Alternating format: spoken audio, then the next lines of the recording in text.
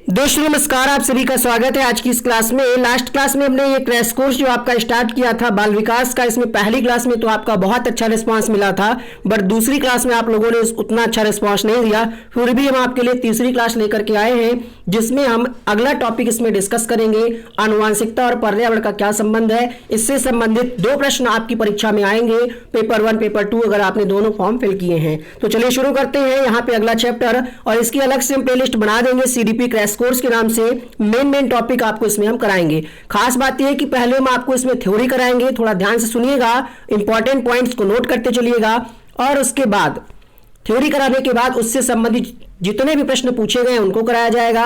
उसके बाद आपके लिए 15 क्वेश्चन का हमने टेस्ट भी रखा है। तो वीडियो बहुत ही इंपॉर्टेंट है, शुरुआत से अंत तक देखिए। जिनको भी नोट्स लेने हैं सीटेट के paper 1 paper 2 Sanskrit social science किसी भी सब्जेक्ट के नोट्स आप प्राप्त कर सकते हैं, व्हाट्सएप नंबर पर मैसेज करके प्रक्रिया जान लीजिए। तो चलिए शुरू करते हैं। आनुवांशिकता एवं वातावरण का प्रभाव। तो सबसे पहले आपको पता होना चाहिए कि आनुवांशिकता है क्या। देखिए, जो गुण होते हैं आप में अंदर, जो टैलेंट है, जो गुण है, बुद्धि है, शरीर की बनावट है, ये सारी चीज़ें आपको अपने पूर्वजों से मिली हैं। पूर्वजों में आपके दादी बाबा भी हो सकते हैं, मम्मी पापा भी हो सकते हैं। तो बच्चों में उनके माता पिता द्वारा या एक पीढ़ी से दूसरी पीढ़ी में गुणों के स्थानांतरण को ही आनुवांशिकता या वंशानुक्रम कहा जाता है। आनुवांशिकता द्वारा शारीरिक, मानसिक, सामाजिक गुणों का स्थानांतरण बालकों में होता है। जेम्स रेवर का एक स्टेटमेंट है, इन्होंने कहा कि शारीरिक और मानसिक विशेषताओं का माता पिता से संतानों में हस्तांतरण होना ही आनुवांशिकता है। अब ये गुण जो है माता पिता के द्वारा बच्चे में ट्रांसफर कैसे होंगे, तो ये जीन्स के द्वारा होंगे। ठीक है, प्रजनन की क्रिया के दौरान जीन्स द्वारा व्यक्ति अपने माँ बाप या माता पिता के गुणों को प्राप्त करता है, इसी को हम आनुवांशिकता कहते हैं। अब आनुवांशिकता का प्रभाव किस पर पड़ता है, तो शारीरिक बुद्धि और चरित्र पर। बालक के आनुवांशिक गुण बालक के कद, रंग, रूप, शारीरिक गठन, वृद्धि को प्रभावित करते हैं। बालक की मानसिक क्षमता जो होती है उससे अन्य क्षमताएं भी प्रभावित होती हैं। वंशानुक्रम गुण के कारण ही बालक में कई बीमारियां या समस्या उत्पन्न होती हैं, जैसे वर्णांधता यानी कलर ब्लाइंडनेस। बालक का आनुवांशिक गुण बालक की वृद्धि पर भी प्रभाव डालता है। एक गोडार्ड का कथन है, यहाँ पे गोडार्ड एक मनोवैज्ञानिक थे, इन्होंने कहा कि मंद बुद्धि के माता पिता की संतान मंद बुद्धि और तेज बुद्धि की माता पिता की संतान तीव्र बुद्धि की होती हैं। डगलिश ने क्या कहा, डगलिश ने एक व्यक्ति पर प्रयोग किया था जिसका नाम था ज्यूक। ये प्रयोग कब किया था इन्होंने, तो ये किया था 1877 में। ठीक है, इन्होंने क्या सिद्ध किया, इन्होंने ये कहा कि माता पिता के चरित्र का प्रभाव उसके बच्चे पर भी पड़ता है। वातावरण क्या है, तो आप जानते ही हैं, आपके आसपास जो भी दिख रहा है वातावरण है। परि प्लस आवरण, पर्यावरण होता है जो आपके आसपास आपको चारों तरफ से घेरे हुए है। अब वातावरण का प्रभाव कैसे पड़ेगा, तो शारीरिक रंग रूप पर भी इसका प्रभाव पड़ेगा। शारीरिक अभिलक्षण आनुवांशिकता से प्राप्त होता है, मतलब शरीर की जो बनावट है वो आनुवांशिकता से प्राप्त होती है। रंग रूप आप पे डिपेंड करता है कि आप कितना मेकअप कर सकते हैं, कितना आप योगा कर सकते हैं, कितना आप एक्सरसाइज खुद को आप कैसे फिट रख सकते हैं। ठीक है, इसमें वातावरण के प्रभाव को भी स्पष्ट रूप में देखा जा सकता है। वातावरण व्यक्तित्व के सर्वांगीण विकास पर भी प्रभाव डालता है। बालक का स्वभाव काफी हद तक वातावरण से प्रभावित होता है। बालक की रहन सहन, उसकी आर्थिक स्थिति, उसके मानसिक विकास को भी प्रभावित करती है। अब वातावरण का इफेक्ट किस पे पड़ेगा, मानसिक विकास पर भी पड़ेगा, शारीरिक विकास, बुद्धि पर, स्वास्थ्य पर, व्यक्तित्व पर, संज्ञानात्मक विकास पर। कैसे, अब देखिए, अगर आपको माहौल अच्छा मिल रहा है, ठीक है, आपके आसपास लोग एजुकेटेड हैं, तो आपकी भी कहीं ना कहीं इच्छा होगी, आप उनसे मोटिवेटेड होंगे, आप पढ़ने का प्रयास करेंगे, कुछ सीखने का प्रयास करेंगे उनसे मोटिवेट होकर। इसी तरीके से शारीरिक विकास, माहौल अगर अच्छा होगा, आप अच्छे माहौल में रहेंगे, आसपास कोई प्रदूषण नहीं होगा, अच्छे लोग होंगे, और जैसे आप जिस मोहल्ले में या जहाँ पर भी रह रहे हैं वहाँ एजुकेटेड लोग हैं तो आपको बताएंगे कि ऐसे ऐसे ये करना चाहिए, है ना। तो शारीरिक विकास पर भी इसका पड़ता है, बुद्धि पर भी, इन सभी पर भी वातावरण का स्पष्ट प्रभाव पड़ता है। संवेगात्मक विकास, भाषाई विकास, सामाजिक विकास, समायोजन पर भी इसका प्रभाव पड़ता है। वातावरण के प्रभाव एवं आनुवांशिकता का शैक्षणिक प्रभाव क्या है, तो बालकों की शिक्षा में आनुवांशिकता और वातावरण दोनों का महत्वपूर्ण स्थान है। बालकों का आनुवांशिकता अच्छी हो लेकिन अगर वातावरण अच्छा ना मिले तो क्या शैक्षिक विकास ढंग से हो पाएगा? मतलब आपकी फैमिली काफ़ी मेच्योर है, आपकी फैमिली में सब एजुकेटेड है और आप जिस स्थिति में, जिस माहौल में रह रहे हैं वहाँ आसपास अच्छा वातावरण नहीं है, माहौल अच्छा नहीं है, स्कूल नहीं है, कॉलेजेस नहीं है, या अगर है भी तो आप वहाँ पहुँच नहीं पा रहे हैं, तो क्या आपका विकास अच्छे ढंग से हो पाएगा? नहीं हो पाएगा। यही है वातावरण का प्रभाव। यदि बालक अच्छे स्कूल में पढ़ता है जहां अच्छी शिक्षा मिलती है तो उसके सर्वांगीण विकास पर बल मिलता है। वर्तमान में व्यक्तित्व की महत्ता अधिक है, इसलिए इसके अंतर्गत व्यक्ति की सिर्फ सुंदरता ही नहीं बल्कि उनके गुणों, विचार चिंतन, तार्किक क्षमता, व्यवहार आदि को अच्छा और योग्य बनाने का कार्य होता है। इसी वजह से शिक्षक और स्कूल की भूमिका महत्वपूर्ण हो जाती है। अब यहाँ पे एक विवाद है, प्रकृति और पोषण विवाद, जिसको आपने पढ़ा होगा कि महत्व किसका ज्यादा है, वंशानुक्रम का या फिर वातावरण का। प्रश्न आपसे पूछता है कि आनुवांशिकता और पर्यावरण में इसका संबंध किससे है। एक प्रश्न आता है प्रकृति एवं पोषण विवाद से, अभी आपको वो कराया जाएगा। तो यहाँ पे देखिएगा आप, वाटसन, आपने जेबी वाटसन का एक स्टेटमेंट सुना होगा। उन्होंने कहा तुम मुझे एक बच्चा दे दो, मैं उसे चोर, डाकू, वकील जैसा चाहूँ वैसा बना सकता हूँ। तो इनका क्या कहना है कि वातावरण का रोल ज्यादा है, तभी तो वातावरण के अनुसार बच्चे को ढाल सकते हैं। बट कुछ मनोवैज्ञानिकों का कहना है कि वंशानुक्रम का रोल ज्यादा है। तो ये एक शुरुआत से ही बहस है, इसका कोई फाइनल रिजल्ट नहीं है, ठीक है। बट यहाँ पे ये रिजल्ट निकल करके आया है, प्रयोगों और अध्ययन के बाद ये स्पष्ट होता है कि बालक के व्यक्तित्व के विकास में दोनों का ही महत्वपूर्ण स्थान है। वंशानुक्रम और वातावरण दोनों ही शिक्षक बालक के सर्वांगीण विकास में सहायता प्रदान कर सकते हैं, ठीक है। बालकों में वंशानुक्रम के कारण शारीरिक विभिन्नता पाई जाती है। बालक के शारीरिक विकास का प्रभाव उसकी शिक्षा पर भी पड़ता है, इसलिए शिक्षकों को बालकों के शारीरिक विकास और व्यक्तित्व विभिन्नता को देखते हुए शिक्षा की व्यवस्था करनी चाहिए।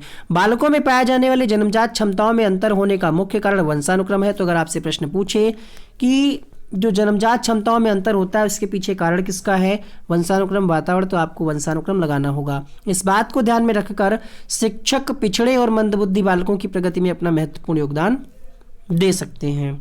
बालक की रुचियां, प्रवृत्तियां तथा अभिवृत्ति आदि के विकास के लिए वातावरण अधिक जिम्मेदार होता है, लेकिन वातावरण के साथ यदि वंशानुक्रम भी ठीक रहता है तो इसको सार्थक दिशा मिल जाती है।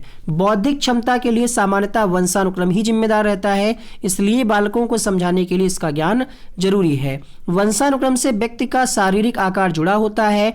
वातावरण क्या है, शरीर को पुष्ट करता है। मतलब शेप कौन, शरीर का जो शेप है, आकार है, जो आपने देखा होगा, कहने औरतें घर में या जो भी है आपने देखा होगा, कहते हैं कि देखो उनका बेटा दादी पे गया है, नानी पे गया है, चाची पे गया है, पापा पे गया है, मम्मी पे गया है। अर्थात चीजें आनुवंशिकता से मिली जरूर है, लेकिन वातावरण, अगर पालन पोषण बच्चे का सही से नहीं हुआ तो क्या वो बच्चा उतना हेल्थी होगा, नहीं होगा। अर्थात वातावरण की भी भूमिका है। यदि परिवार में बच्चों को पौष्टिक भोजन प्रदान किया जाएगा तो बच्चे की क्या है, मांसपेशियां, हड्डियां, हर तरीके से उसका शारीरिक विकास अच्छे से होगा और मानसिक विकास भी अच्छे से होगा। वातावरण का महत्व क्या है, तो वंशानुक्रम और वातावरण दोनों ही मानव विकास को समान रूप से प्रभावित करते हैं। वातावरण एक बहुआयामी संकल्पना है जो मानव को जन्म से लेकर मृत्यु तक प्रभावित करती है। अतः बालक की शिक्षा में उसके वातावरण का अध्ययन करना भी आवश्यक है, जिससे विकास के सभी गुणों की संपूर्ण उन्नति और विकास किया जा सके।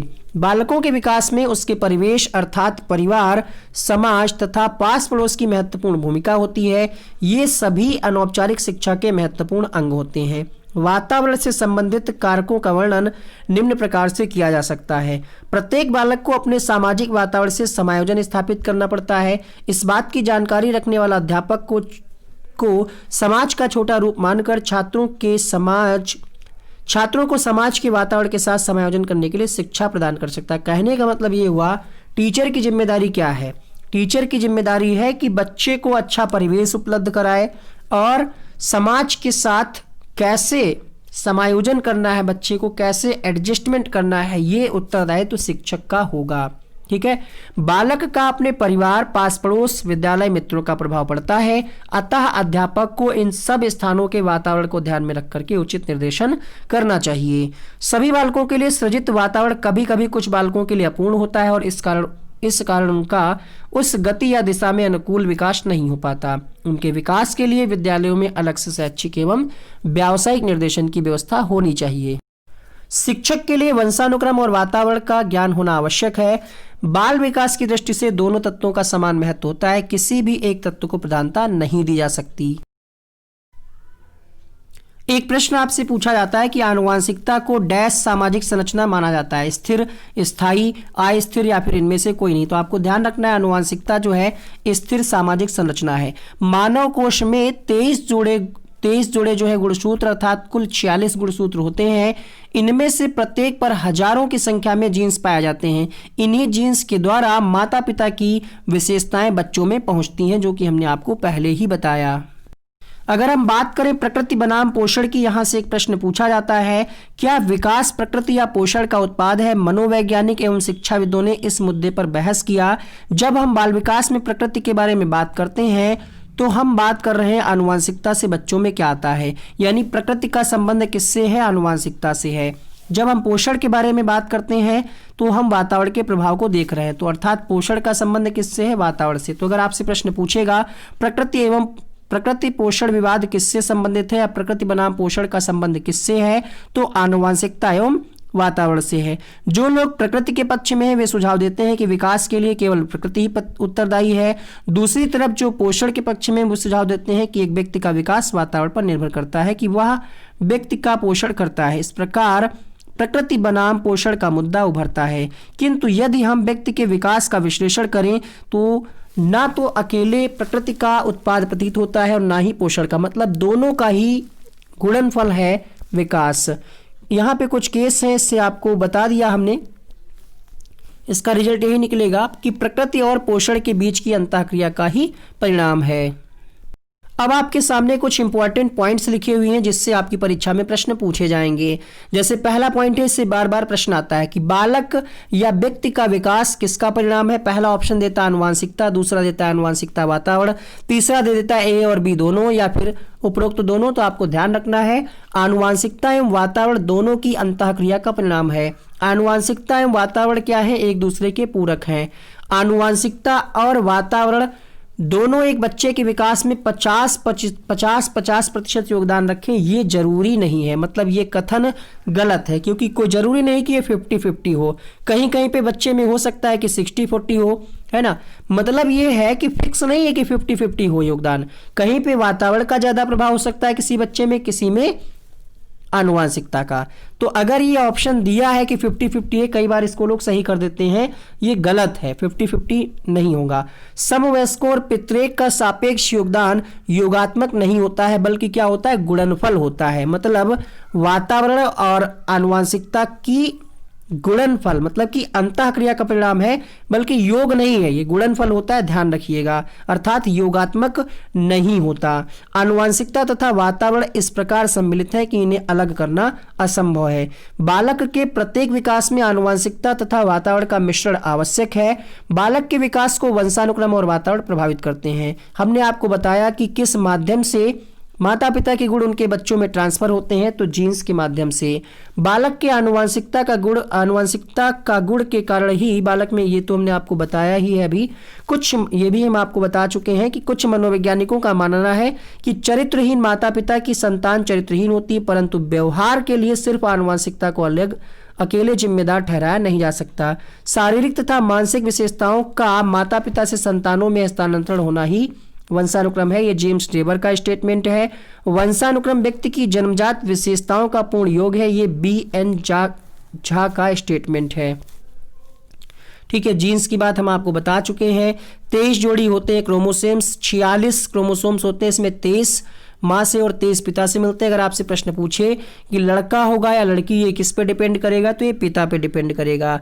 क्रोमोसोम से ही एक विशेष संरचना होती है जिसे जीन कहा जाता है। इसी जीन द्वारा माता पिता या अपने पुरखों के गुण अपने शिशुओं में आते हैं। ठीक है, आगे बढ़ते हैं अगले पॉइंट के लिए। आनुवांशिकता का नियम दिया गया किसके द्वारा, आपको देखना होगा। यहाँ पे मेंडल ने अपने शोध के आधार पर यह प्रतिपादित किया कि किस तरीके से एक पीढ़ी से दूसरी पीढ़ी में गुण जो है ट्रांसफर होते हैं और कैसे विभिन्नता होती है। मानव व्यक्तित्व आनुवांशिकता और वातावरण दोनों की ही अंतःक्रिया का परिणाम है। ठीक है, अब आपके सामने यहाँ पे पहला क्वेश्चन, मानव जाति में वे कौन से व्यक्तिगत विभिन्नता के निर्धारक होते हैं जो मानव जाति को विविधता बताते हैं? पर्यावरण का अंतर, आनुवंशिकता का अंतर, या फिर आनुवंशिकता और पर्यावरण की अंतःक्रिया? तो आंसर होगा यहाँ पे ऑप्शन नंबर सी के साथ। प्रश्न संख्या 2, मानव व्यक्तित्व परिणाम है, किसका परिणाम है? तो मानव व्यक्तित्व आनुवंशिकता और वातावरण की अंतःक्रिया का परिणाम है। ऑप्शन नंबर सी यहाँ पे सही होगा। प्रश्न संख्या 3, बच्चे के विकास में आनुवंशिकता और वातावरण की भूमिका के बारे में कौन सा कथन सत्य है? तो पहला ऑप्शन यहाँ पे क्या दिया हुआ है कि 50-50 योगदान देते हैं, हमने आपको बताया ये कोई जरूरी नहीं है, ठीक है। एक साथ परिचालित नहीं होते, ये भी गलत हो गया क्योंकि कोई जरूरी नहीं है, आनुवंशिकता और वातावरण दोनों का ही रोल रहता है, ये भी गलत हो गया। आंसर मिलेगा आपको समवयस्कों और पितृक का सापेक्ष योगदान योगात्मक नहीं होता, ये बात सही है क्योंकि योगात्मक ना होकर के क्या होता है, ये गुणनफल होता है। मानव विकास किन दोनों योगदान का परिणाम है? तो वंशानुक्रम और वातावरण का। प्रकृति पोषण विवाद का संबंध निम्नलिखित में से किससे है? तो ये आनुवंशिकता एवं वातावरण से संबंधित है। आनुवंशिकता को डैश सामाजिक संरचना माना गया है, तो आनुवंशिकता को स्थिर सामाजिक संरचना माना गया है। बालक का विकास परिणाम है, बालक का विकास वंशानुक्रम और वातावरण की अंतःक्रिया का परिणाम है। निम्नलिखित में से कौन सा मुख्य रूप से आनुवंशिकता संबंधी कारक है? आनुवंशिकता से संबंधी कारक, आंखों का रंग। निम्नलिखित में से डैश के सभी अतिरिक्त वातावरणीय विकास को आकार देते हैं। डैश के अतिरिक्त मतलब एक ऐसा कारक है जो विकास को आकार नहीं देता, वो है शारीरिक गठन, क्योंकि शारीरिक गठन वातावरण से संबंधित नहीं है, ये आनुवंशिकता से संबंधित कारक है। माता पिता से वंशजों में स्थानांतरित होने वाले लक्षणों को क्या कहते हैं? आनुवंशिकता कहते हैं। Option number C. मानव विकास किन दोनों के योगदान का परिणाम है? तो ये आनुवंशिकता एवं वातावरण या वंशानुक्रम एवं वातावरण। प्रकृति पोषण विवाद में प्रकृति से क्या अभिप्राय है? अभी भी हमने आपको बताया प्रकृति से क्या अभिप्राय है। जैविकी विशिष्टताएं या वंशानुक्रम सूचनाएं। कई बार लोग यहाँ पे हमारे आसपास का वातावरण लगा देते हैं, गलत हो जाता है आंसर। क्या बच्चे इसलिए भाषा अर्जित करते हैं क्योंकि उनमें आनुवंशिक रूप से ऐसा करने की पूर्व प्रवृत्ति होती है, या उनके माता पिता प्रारंभिक अवस्था से ही उन्हें गहन रूप से सिखाते हैं? यह प्रश्न आवश्यक रूप से क्या दर्शा रहा है? यहाँ पे आनुवंशिकता की बात कही जा रही है, तो ये जो विवाद है ये है प्रकृति और पोषण पर बहस है, ठीक है। अगला देखिए, आर्जव तर्क देता है कि भाषा विकास की नैसर्गिक प्रवृत्ति से प्रभावित होता है, जबकि सोनाली को लगता है कि ये परिवेश से। यहाँ पे भी वही विवाद है ना, एक प्रकृति कह रहा है और एक यहाँ पे आनुवंशिकता की बात कह रहा है। ये कौन सा विवाद होगा? ये होगा प्रकृति तथा पालन पोषण विवाद। अगला देखिए, प्रकृति पालन पोषण वाद विवाद के संदर्भ में निम्नलिखित में से कौन सा कथन उपयुक्त प्रतीत होता है?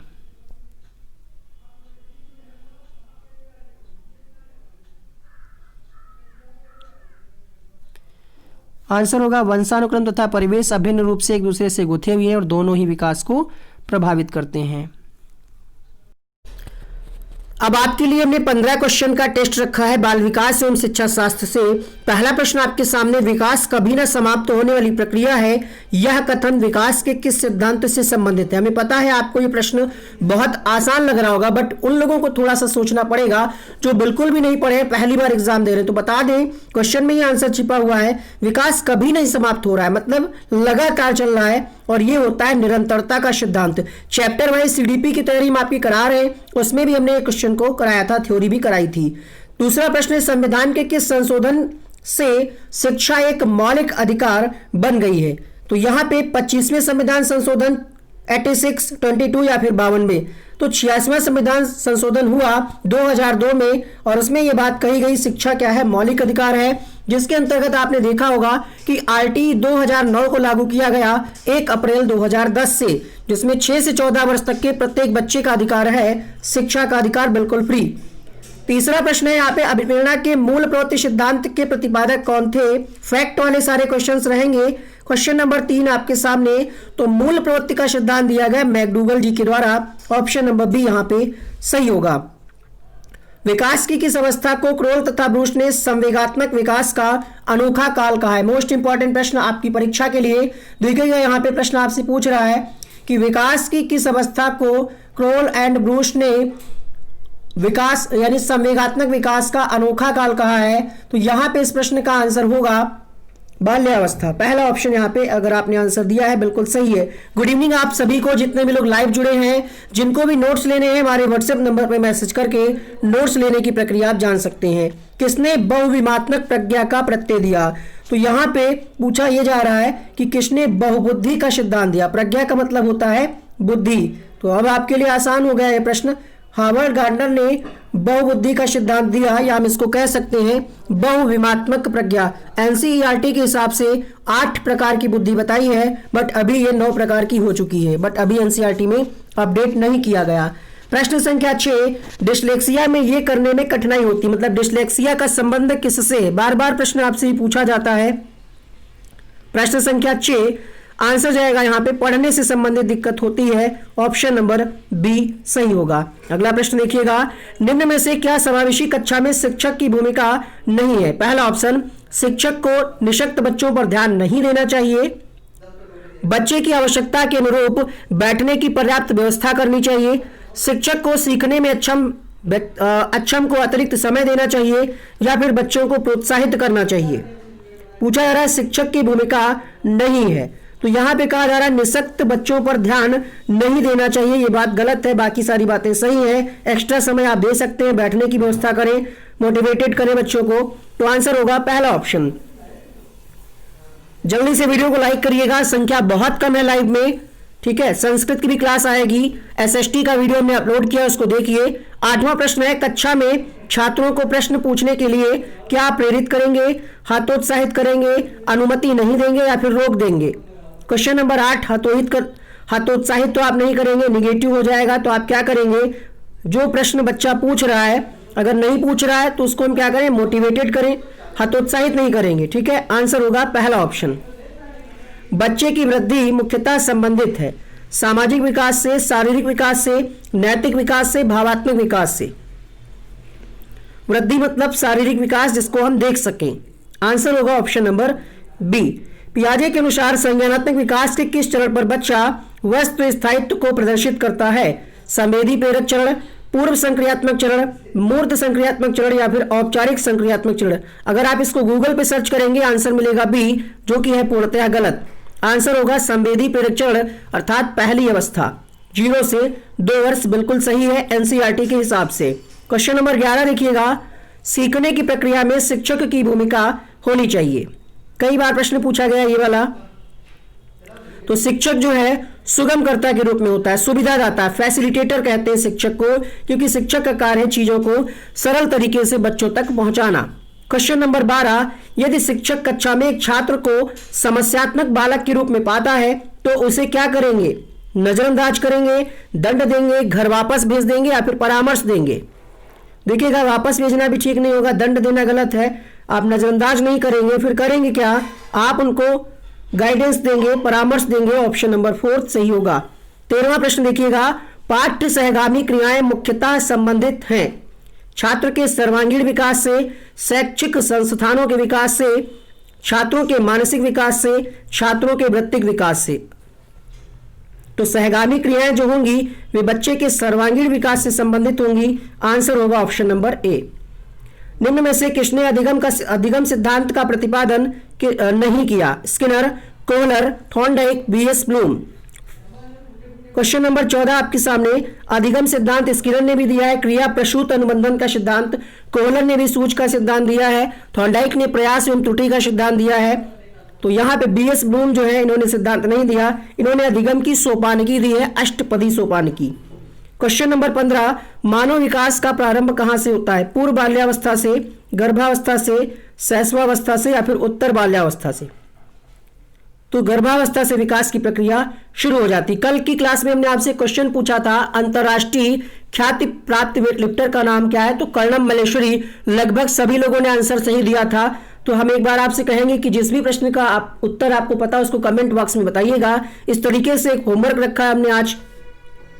किशोरावस्था बड़े संघर्ष, तनाव, हमला और विरोधी की अवस्था, ये कथन किसका है? कमेंट बॉक्स में लिखिएगा। आज की इस क्लास में इतना ही। यहाँ पे प्रीवियस वीडियोस के लिंक बन करके आ रहे हैं जिनको आप क्लिक करके देख सकते हैं। आप सभी का इस क्लास से जुड़ने के लिए शुक्रिया। आज आपकी क्लास में हमने नाम नहीं लिए हैं क्योंकि अभी हमारी 8 बजे से अनअकैडमी की ऐप पे क्लास है बिल्कुल फ्री। तो अनअकैडमी पे आप सर्च करें शुभम वैश्य नाम से और आप हमें फॉलो कर लें। Thank you so much, bye bye, take care.